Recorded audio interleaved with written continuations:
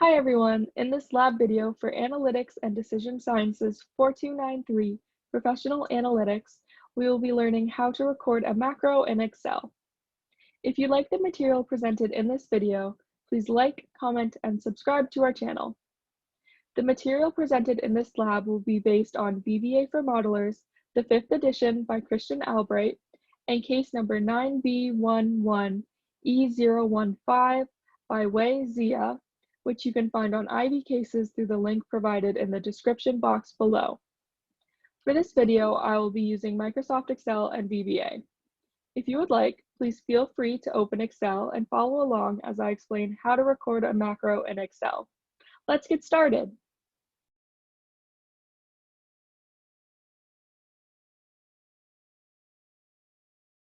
First, we should talk about what a macro is.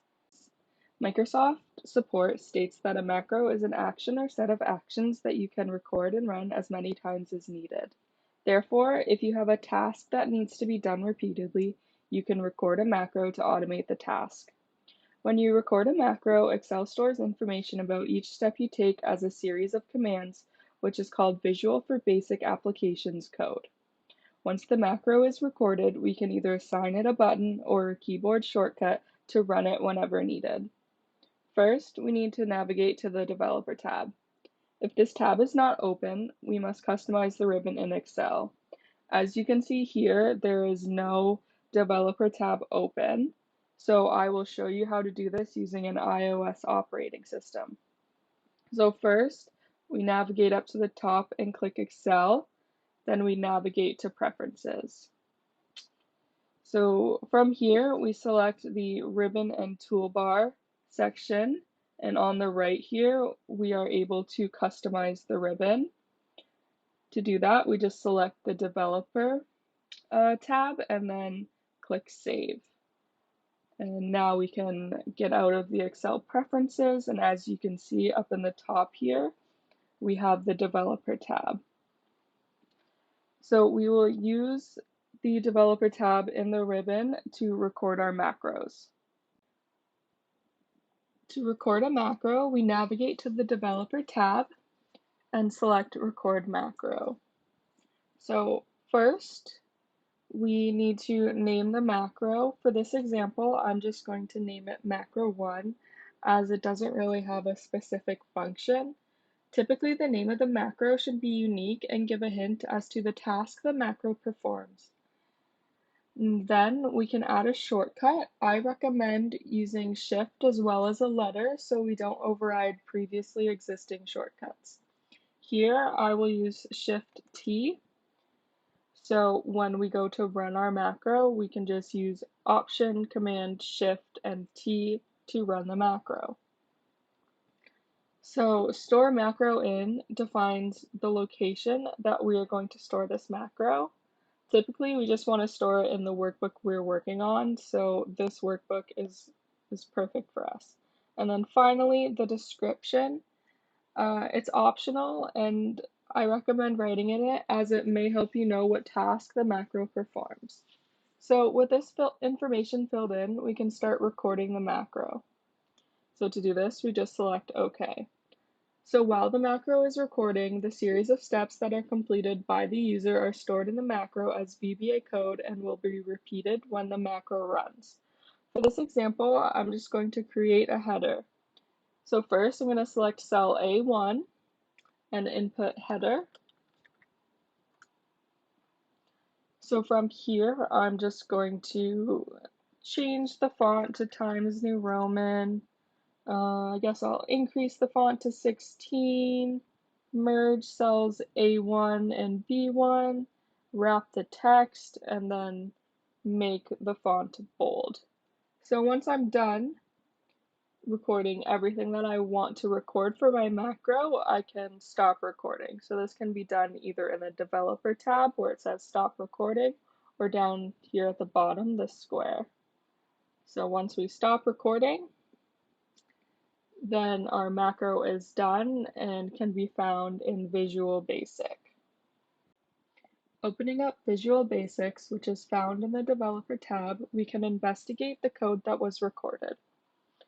So once we click on Visual Basic, a new tab appears. Here, we select VBA Project, which is the workbook we are working on, and then inside of Modules, we'll find Module 1, which contains the macro we wrote.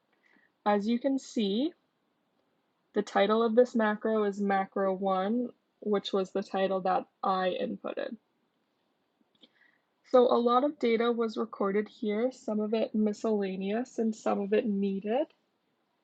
The macro records as much information as it can to ensure that it is recording everything. So what we're going to do is go through the code and identify the important things that are needed. Anything with apostrophes here denotes comments that the recorder made. So this is anything in the opening box that showed. So we have the title up here, macro 1, and it also records that here, as well as the keyboard shortcut that we're using. So we're just going to keep that information as it's very valuable. So first, the macro recorder selects the cell A1, and then it writes the word header in that cell. So now, once we get to this with statement here, this is where the macro recorder starts to write a lot of information that is not necessarily needed. So other than switching the font and changing the size, we didn't do any of these here, so we can delete all of those.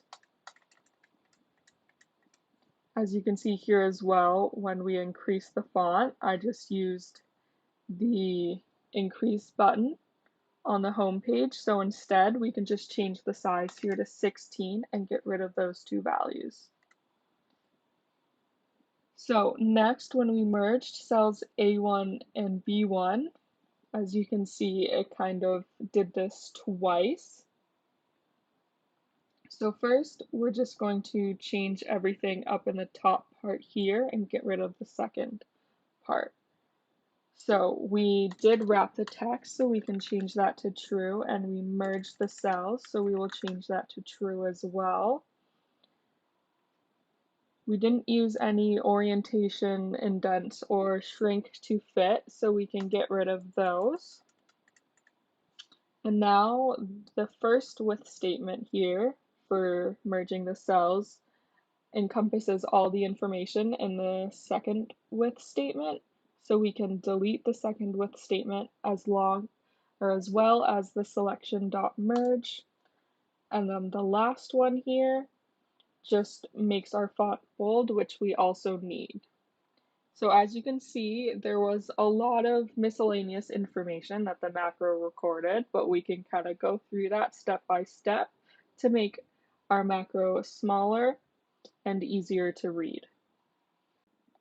So to run the macro, there are a few different things that we can do. We can run the macro directly from the Visual Basic editor, or we can use the shortcut that we added to macro 1 when recording it. So since we already have Visual Basic open, I will show you how to run the code in Visual Basic. So down here, we can see a few different commands. This one is run the program, so whatever macro we are currently in, that's the macro it will run. So to do this, I'm just going to quickly open up a new sheet so that we can run this macro on sheet 2 to see if it works or not. So now back in Visual Basic Editor, I will run the program. And as you can see, the header popped up here as it's supposed to. So now I'm just going to clear this value and use our shortcut.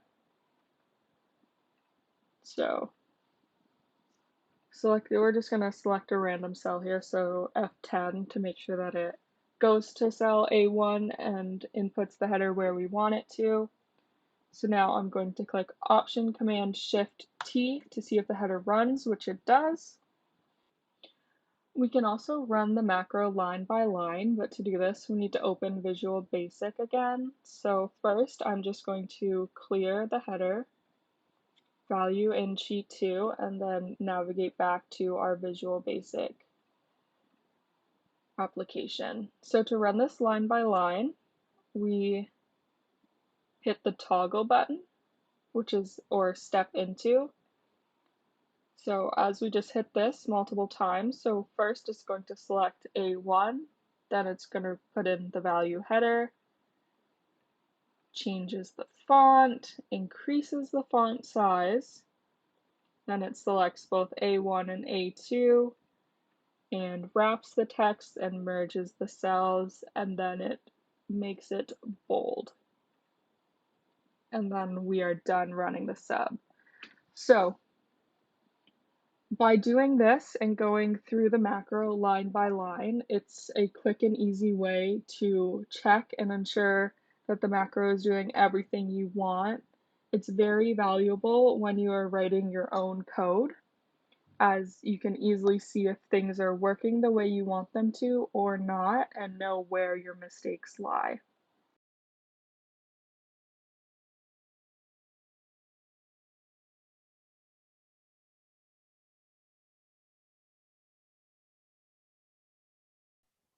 Alright, that's all I have for you in this video. I hope you found the material presented helpful when using Excel and VBA for decision modeling. If you like this video, please make sure you like and leave a comment, as well as subscribe to our channel. If you're interested in more videos, please check out our playlist where we describe other ways to use VBA. Thanks for watching. Bye.